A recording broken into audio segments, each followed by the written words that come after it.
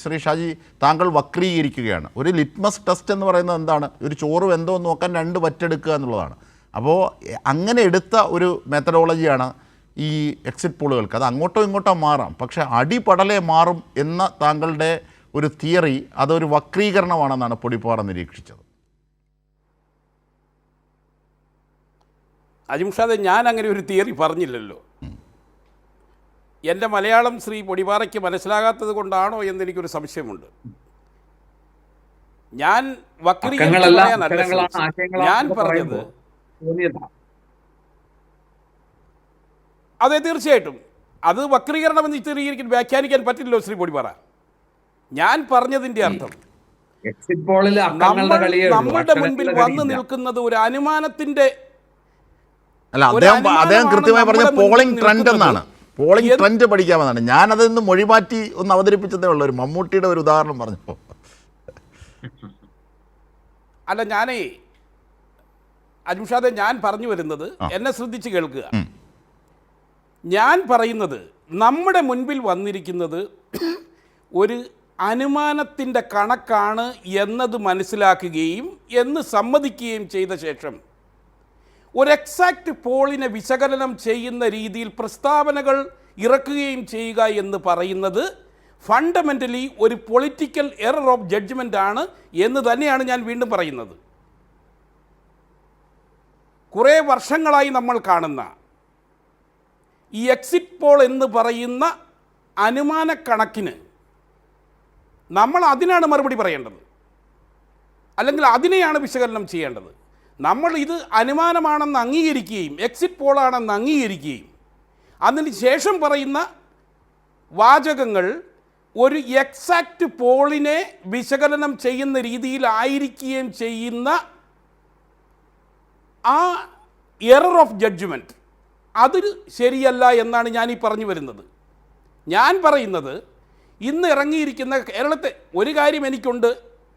ഈ വടക്കേ ഇന്ത്യൻ ഏജൻസികൾ കേരളം പോലുള്ള സംസ്ഥാനങ്ങളെക്കുറിച്ച് ബെയർ മിനിമം ഐഡിയ മാത്രം മനസ്സിലാക്കി ഇവിടുത്തെ രാഷ്ട്രീയ യാഥാർത്ഥ്യങ്ങളെ ബെയർ മിനിമമായി മാത്രം മനസ്സിലാക്കി പ്രവചിക്കുന്ന എക്സിറ്റ് പോളുകളെ വടക്കേ ഇന്ത്യൻ സംസ്ഥാനങ്ങളിലെ കാര്യങ്ങളിൽ അവർ പറയുന്ന രീതിയിലുള്ള ഒരു വിശ്വാസ്യത ഉണ്ടാകില്ല എന്ന കാര്യത്തിൽ എനിക്ക് സംശയമില്ല.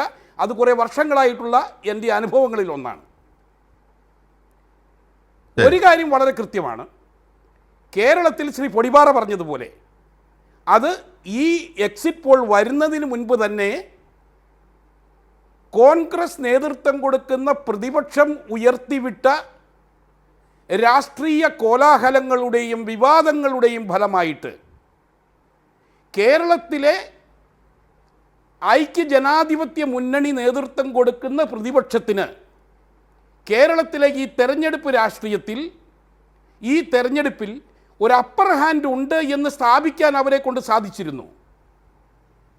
തുടക്കത്തിലെയൊക്കെ നമ്മൾ മനസ്സിലാക്കിയത് ശ്രീ പിണറായി വിജയൻ നേതൃത്വം കൊടുക്കുന്ന ഗവൺമെൻറ്റിനെതിരെ വലിയ ഭരണവിരുദ്ധ വികാരമുണ്ടെന്നൊക്കെയാണ് പ്രചരിപ്പിച്ചിരുന്നത്. എന്നാൽ തെരഞ്ഞെടുപ്പിലേക്ക് എത്തിയപ്പോൾ ഐക്യജനാധിപത്യ മുന്നണിയിലെ അവരുടെ ഉള്ളിലുള്ള പ്രശ്നങ്ങൾ കൊണ്ടും പ്രത്യേകിച്ച് കോൺഗ്രസിനുള്ളിലെ വടംവലികൾ കൊണ്ടും ഇവിടെ ഇടതുപക്ഷ ജനാധിപത്യ മുന്നണി തെരഞ്ഞെടുപ്പിനായി തയ്യാറാകുന്ന രീതികൾ വെച്ച് നോക്കുമ്പോൾ ഒരു കൃത്യമായ ഒരു ഏറ്റുമുട്ടലിൻ്റെ രാഷ്ട്രീയ മൈതാനത്തേക്ക് എത്തിച്ചേരാൻ ഇടതുപക്ഷത്തിന് സാധിച്ചു എന്നുള്ള കാര്യത്തിൽ എനിക്ക് സംശയമൊന്നുമില്ല.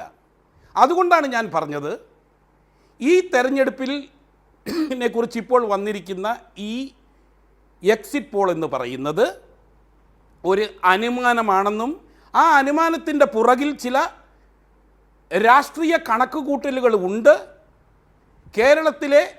കേരള രാഷ്ട്രീയത്തിൽ നിലനിൽക്കുന്നതും ഏറ്റവും അടുത്ത് സംഭവിച്ചതുമായുള്ള ശബരിമല പോലെയുള്ള സംഭവങ്ങൾ, ഈ സംഭവങ്ങളെയൊക്കെ മനസ്സിൽ വെച്ചുകൊണ്ട് അതുപോലെ തന്നെ ഏറ്റവും പ്രധാനപ്പെട്ടതെന്ന് പറയുന്നത് തെരഞ്ഞെടുപ്പ് ദിവസം കണ്ട ഒരു പോളിംഗ് ട്രെൻഡ്, വോട്ടിങ്ങിൻ്റെ ഒരു ട്രെൻഡ്, ഇതൊക്കെ കണക്ക് കൂട്ടിക്കൊണ്ട് ഒരു ലാർജർ സ്കെയിലിൽ അവർ എടുക്കുന്ന ഒരു അനുമാനമാണിത്. ഇതിനെ നമ്മൾ 4-ാം തീയതി നമ്മുടെ മുൻപിലേക്ക് വരാൻ പോകുന്ന ജനങ്ങളുടെ ജഡ്ജ്മെൻ്റായി കണക്കാക്കിക്കൊണ്ട് ഇപ്പോൾ സംസാരിക്കാൻ സാധിക്കില്ല. അതിനു പകരം ഈ എക്സിറ്റ് പോളിൽ വന്നിരിക്കുന്ന കണക്ക് കൂട്ടലുകളുടെയും അനുമാനങ്ങളുടെയും പുറകിൽ നിലനിൽക്കുന്ന ഒരാശയമുണ്ട്. ആ ആശയം എന്ന് പറയുന്നത് കേരളത്തിൽ വളരെ ക്ലോസ് ആയിട്ടുള്ളൊരു ഫൈറ്റാണ് നടന്നത്. നമുക്കറിയാം ഇപ്പോഴും UDF നേതാക്കൾ അല്ല, അതിൽ ശ്രീ പൊടിപ്പാറ പറഞ്ഞ ഒരു കാര്യമുണ്ട്. കാരണം 99-ൽ നിന്ന് 65-ലേക്കോ അല്ലെങ്കിൽ 60-ലേക്കോ കുറയുന്നു, 40 സീറ്റിൽ നിന്നും 80-ലേക്ക് അല്ലെങ്കിൽ 75-ലേക്ക് ഉയരുന്നു UDF. അവിടെയാണ് കാണേണ്ടത്, ആ വ്യത്യാസമാണ് കാണേണ്ടതെന്നാണ്. അതിൽ വല്ല സാങ്കത്യവും ഉണ്ടോ? അജിംഷാദെ, എന്താണ് തെരഞ്ഞെടുപ്പിലെ വിജയമെന്ന് പറയുന്നത്? First pass the post. ഭൂരിപക്ഷ നമ്പർ ആരാദ്യം കടക്കുന്നു എന്നുള്ളതാണല്ലോ. ഇപ്പോൾ 99-ൽ നിന്ന് 65-ലേക്ക് വരികയോ അല്ലെങ്കിൽ 42-ഓ 45-ൽ നിന്ന് 75-ലേക്ക് ചെല്ലുകയോ ചെയ്യുന്നു എന്ന് പറയുമ്പോഴും നമ്മൾ കണക്കാക്കേണ്ടത് കേരളത്തിലെ തെരഞ്ഞെടുപ്പ് ദിവസം അരങ്ങേറിയ ഒരു വോട്ടിംഗ് ട്രെൻഡുണ്ട്. ആ വോട്ടിംഗ് ട്രെൻഡ് എന്താണ് പറയുന്നത്? അത് ഐക്യജനാധിപത്യ മുന്നണിയുടെ നേതൃത്വത്തോട് സംസാരിക്കുമ്പോൾ അവർ പറയുന്നത് അവർ 100 കടക്കും 90 കടക്കും എന്നൊക്കെയാണ്. നമ്മളിപ്പോൾ ഒന്ന് ശ്രദ്ധിക്കുക, ഈ എക്സിറ്റ് പോളിൻ്റെ മാത്രം ലെവലിൽ ഒന്ന് ചിന്തിച്ച് നോക്കുക. അങ്ങനെ ഒരു സംഭവം ഉണ്ടായിട്ടില്ല. ഈ എക്സിറ്റ് പോളുകൾ കൃത്യമായി 4-ാം തീയതി വിവക്ഷിക്കപ്പെടുകയാണെങ്കിൽ ഇവിടെ സംഭവിക്കാൻ പോകുന്നത് അന്ന് പറഞ്ഞ കാര്യങ്ങളൊന്നും അല്ലല്ലോ. അപ്പോൾ ഞാൻ പറഞ്ഞു വന്നത്, നമ്മളിപ്പോൾ ഈ കാണുന്ന എക്സിറ്റ് പോളുകളെ എക്സാക്റ്റ് പോളുകളായി മനസ്സിലാക്കി നമ്മൾ വിശകലനം ചെയ്യുന്നതിലും എനിക്ക് തോന്നുന്നത്, അത് മറ്റുള്ളവർക്ക് തോന്നണമെന്നില്ല, എനിക്ക് തോന്നുന്നത് ഈ എക്സിറ്റ് പോളുകളിൽ നിൽക്കുന്ന ഒരു സജഷൻ, ഒരു സജഷനുണ്ട്. ആ സജഷനാണ് ഞാൻ പറഞ്ഞത്. കേരളത്തിൽ വളരെ ശക്തമായ മത്സരം നടന്നിരിക്കുന്നു. അത് ഭരണവിരുദ്ധ വികാരം ആഞ്ഞടിക്കുമെന്നൊക്കെ പ്രവചിക്കുമ്പോഴും കേരളത്തിൽ നടന്നിരിക്കുന്നത് വളരെ ക്ലോസ് ആയിട്ടുള്ളൊരു കണ്ടസ്റ്റ്. ആ കണ്ടസ്റ്റിൽ UDFന് വലിയ മേൽക്കൈ ഉണ്ടായിരുന്നു എന്ന് കരുതുന്ന സാഹചര്യത്തിൽ പോലും അതിലേക്ക് പോകാൻ UDFന് സാധിച്ചിട്ടില്ല എന്നതിൻ്റെ ഒരു സജഷനും കൂടി ഇവിടെ ഉണ്ട്. ഇതാണ് ഞാൻ പറഞ്ഞു വയ്ക്കാൻ ശ്രമിച്ചത്. അജിംഷാദ്, തീർച്ചയായും വ്യക്തമാണ്.